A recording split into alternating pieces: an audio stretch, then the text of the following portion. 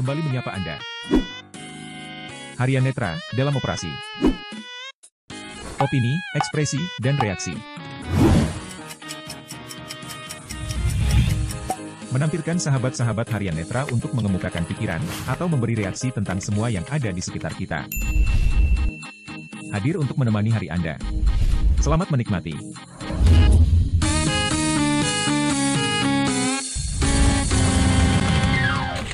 Ini adalah upaya sekelompok orang, atau paling tidak dimanfaatkan oleh sekelompok orang, untuk memuluskan jalan politik. Ya, di mana presiden dianggap sebagai orang yang memegang kartu, ya mungkin kartu terbesar. Ya. Artinya kemana dukungan beliau disampaikan, maka relawannya akan bergerak ke sana. Jangan lupa klik subscribe dan nyalakan lonceng notifikasinya agar kita berkenan videonya. Data dan informasi yang kami miliki dan terdokumentasi dengan baik, kami meyakini mengenai keaslian ijazah sarjana S1 Insinyur Joko Widodo dan yang bersangkutan benar-benar lulusan Fakultas Kehutanan Universitas Gadjah Mada. Klarifikasi ini supaya paling tidak mendudukkan masalah agar clear, tidak over spekulasi, begitu saja. Dan itu bisa berlaku pada siapapun. Alumni yang menginginkan untuk klarifikasi, oke, ini kebetulan saja ini Pak Jokowi kan jadi orang nomor 1. Jadi itu lebih pada bagian dari respon Universitas Gadjah Mada karena beliau ini juga alumni kita. Beliau itu dulu waktu membimbing saya, seingat saya galak sekali. Kembali bersama Harian Netra. Nah, kali ini kita berada di episode operasi yang ke-18. Nah, teman-teman, di episode operasi kali ini saya ingin membahas sedikit tentang isu yang merebak di tengah masyarakat akhir-akhir ini, yaitu tentang gugatan terhadap Presiden Jokowi tentang dugaan penggunaan ijazah palsu untuk mendaftar di Pilpres 2019. Nah, teman-teman, ini isu dimunculkan beberapa hari akhir ini, dan gugatan sudah dilakukan ke Pengadilan Negeri Jakarta Pusat. Nah, sementara pada tanggal koreksi kalau saya salah, pada tanggal berapa ya? Tanggal 11 kalau tidak salah ya. Tanggal 10 atau 11 Oktober 2022, UGM sudah merespon dengan menggelar konferensi pers yang langsung diumumkan oleh rektor mereka, bahwa mengklarifikasi bahwa Presiden Joko Widodo memang merupakan alumni angkatan tahun 1980 dan tamat menyelesaikan studi di tahun 1985 dengan gelar insinyur, sebagaimana memang menjadi gelar presiden sampai saat ini. Nah, teman-teman, saya ingin sampaikan bahwa ini adalah hoax yang diproduksi dengan sangat luar biasa kurang ajar. Kenapa saya bilang luar biasa kurang ajar? Karena memang didukung oleh orang-orang yang tentunya intelektual, paling tidak pengacara-pengacara yang membantu untuk menggugat ini adalah orang-orang intelektual yang mendukung, dan saya anggap ini sebagai pihak yang ya sangat kurang ajar aja perbuatannya. Kenapa? Karena seharusnya mereka bisa berpikir dengan nalar dan dengan otak, bahwa bagaimana bisa presiden lolos verifikasi menjadi seorang presiden jika itu memang isu yang benar. Nah, teman-teman, mungkin kalau kita berpikir tentang Pilpres 2019, mungkin ada anggapan bahwa ya karena memang beliau adalah presiden pada saat itu, dan tentu kekuasaan memegang kendali, dan bisa saja ada yang begini. Nah, dugaan itu kan konyol ya menurut saya, teman-teman. Karena apa? Karena presiden sebelumnya juga mendaftar pada tahun 2014. Bagaimana bisa dia mendaftar pada tahun 2014 dengan ijazah palsu? Pada saat itu kekuasaan berada di tangan siapa? Berada di tangan Demokrat. Gitu. Demokrat yang memegang kekuasaan. Ya, di pasukannya Bapak BY, dia yang memegang kekuasaan pada saat itu. Dan beliau pada saat itu, atau Demokrat pada saat itu, berada di posisi yang oposisi terhadap partai-partai pendukung pemerintah pada tahun 2014 silam. Nah, teman-teman, saya ingin sampaikan begini, kalaulah memang ini benar, maka mengapa bisa lolos sampai 2019? Di tangan kekuasaan yang pada saat itu memihak kepada Bapak Prabowo pada saat itu, 2014 ya. Bagaimana ini bisa lolos gitu? Kalau memang ini benar. Oke, itu yang pertama. Yang kedua, teman-teman, Presiden Jokowi itu bukan langsung ujuk-ujuk jadi presiden, enggak. Di banyak kontestasi sebelumnya dia sudah berperan di kontestasi Pilgub DKI 2012, bahkan 2 periode di kepemimpinannya di Wali Kota Solo pada tahun 2005 sampai 2012 ya. 2005, 2010, 2012 gitu. Nah, teman-teman, pada tahun 2005, sekali lagi, tangan-tangan kekuasaan itu ada di Demokrat. Bagaimana bisa KPU dikendalikan oleh Presiden Jokowi kalau memang ini dianggap dikendalikan?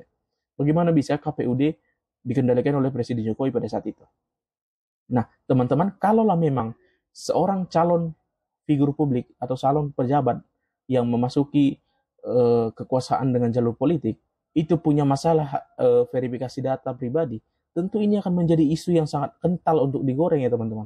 Sangat enak. Bagaimana bisa ini lolos sejak beberapa tahun, berpuluh-puluh tahun silam gitu. Tentu nggak masuk akal ya teman-teman. Tentu tidak masuk akal. Nah, oleh karena itu, maka saya anggap ini adalah isu hoax yang sangat bodoh, yang kalau diterima oleh masyarakat, maka ya maaf, kita berpikiran bodoh gitu. Berpikiran bodoh ya saya bilang, berpikiran bodoh. Karena apa? Karena memang isu ini disampaikan dengan sangat masif ya. Dengan sangat masif dan seakan-akan memang masuk akal gitu. Diuraikan tahun-tahunnya, diuraikan nama siapa yang dipinjam, diuraikan segala macam, termasuk ijazah SMA dan segala macam. Ya, sekarang pertanyaan saya sederhana aja teman-teman. Apakah Presiden Joko Widodo pernah berpikir untuk menjadi seorang figur publik kalau dia tidak punya ijazah yang lengkap? Masuk akal kah? Gitu loh. Masuk akal kah? Ya.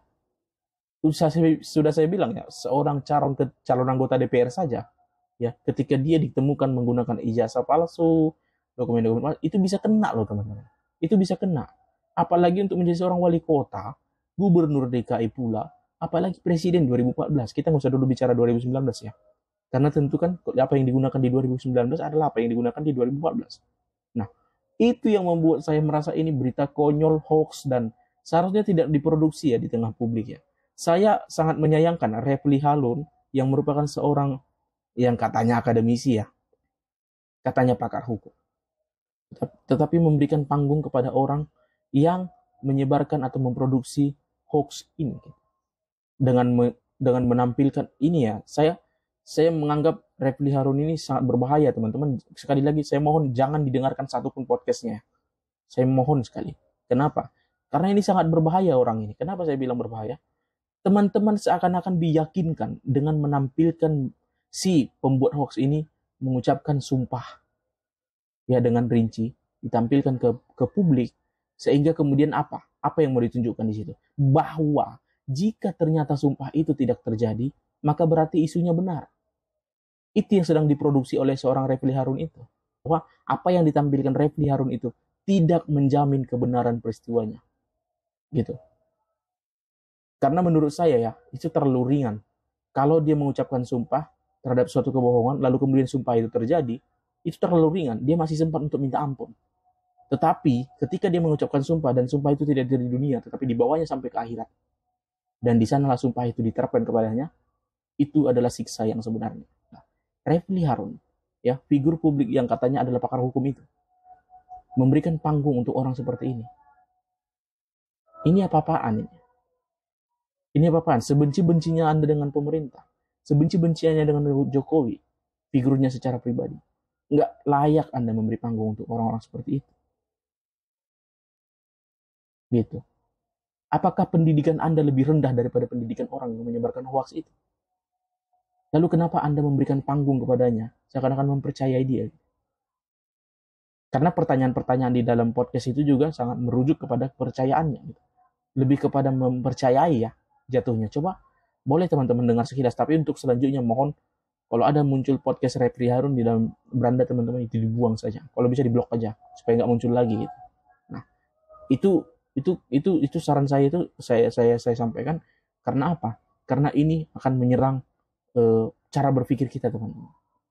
Semua yang ditampilkan sekarang ini akan menyerang cara berpikir kita. Dan tujuannya apa? Tujuannya adalah untuk menjelekkan nama presiden. Tentu itu tujuannya. Tapi untuk apa sih menjelekkan nama presiden pada saat ini?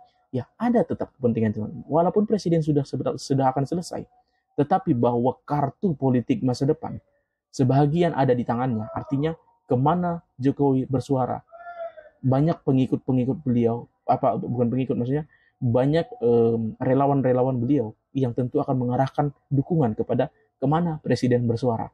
Nah, ini yang ingin dijegal, ini yang ingin dihancurkan, ya, dengan menghancurkan nama baik presiden.